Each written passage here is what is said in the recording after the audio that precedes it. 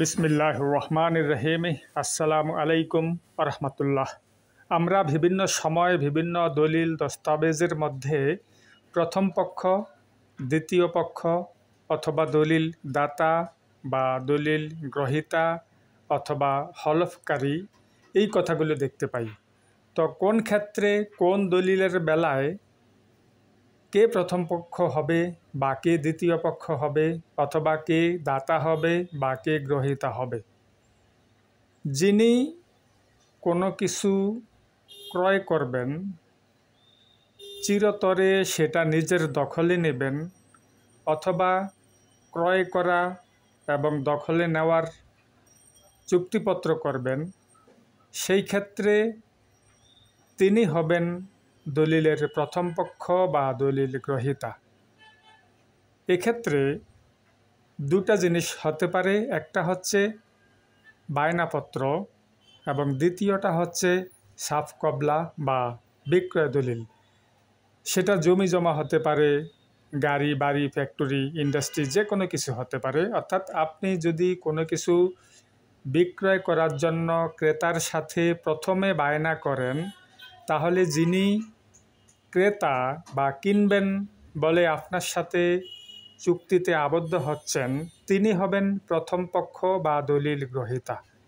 যিনি বিক্রি করবেন, যিনি চিরতরে ওই বাড়ি দোকান জমি বা অন্যান্য যেটাই হোক না কেন সেটা থেকে চিরতরে তিনি তার সত্ত্ব ত্যাগ করবেন, এই জন্য তিনি হবেন দলিল দাতা বা দ্বিতীয় পক্ষ।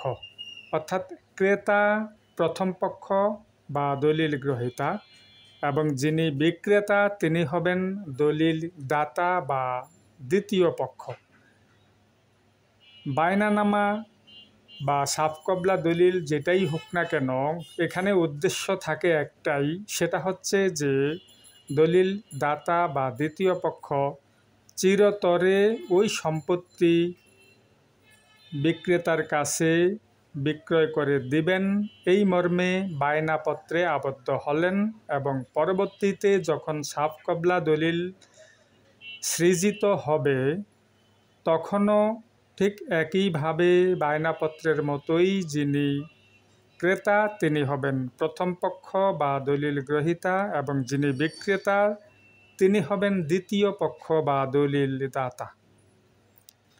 কিন্তু যখন কোনো কিছু ভাড়া দেওয়া হবে, লিজ দেওয়া হবে, সেটা যে কোনো মেয়াদেরই হোক না কেন, এখানে সত্ত্ব ত্যাগ করা হয় না।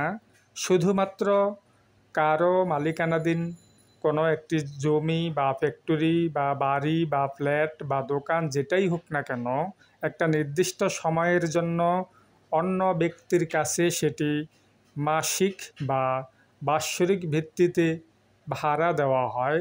এখানে সত্ত্ব ত্যাগ করা হয় না, যে মালিক তিনি মালিকই থেকে যাচ্ছেন।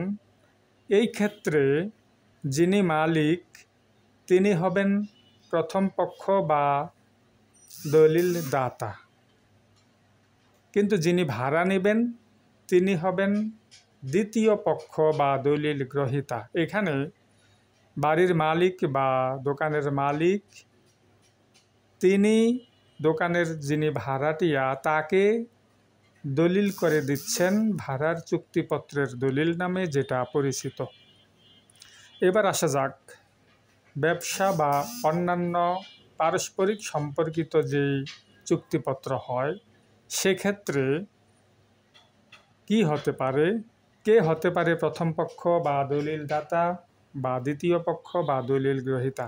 এখানে দলিল দাতা বা দলিল গ্রহীতার কোনো বিষয় আসে না।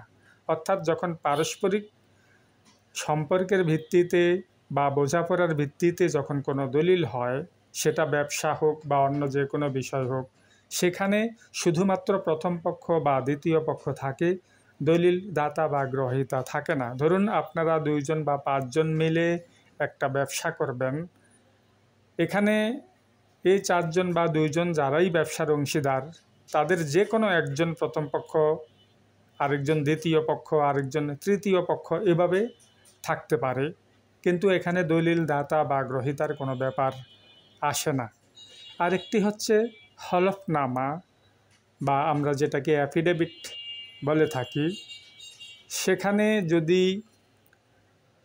এক পক্ষ দ্বারা হলফ করা হয় বা ঘোষণা করা হয় বা অ্যাফিডেভিট করা হয়, তাহলে যিনি হলফ করবেন তিনি হচ্ছেন হলফকারী।